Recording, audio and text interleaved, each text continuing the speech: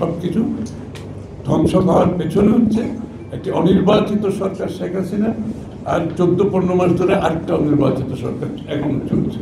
আমরা দীর্ঘ আমাদের 60 লক্ষ লোকের বিরুদ্ধে মামলা হয়েছে, আমাদের হাজার হাজার নেতাকর্মী গুম হয়েছে, খুন হয়েছে, চাকরি হারিয়েছে, ব্যবসা হারিয়েছে, পঙ্গু হয়েছে। এগুলো তার ফিরিয়ে দেওয়া যাবে না। আজকে এর থেকে সরকার থাকলে আমরা এই অবস্থায় থাকতাম না।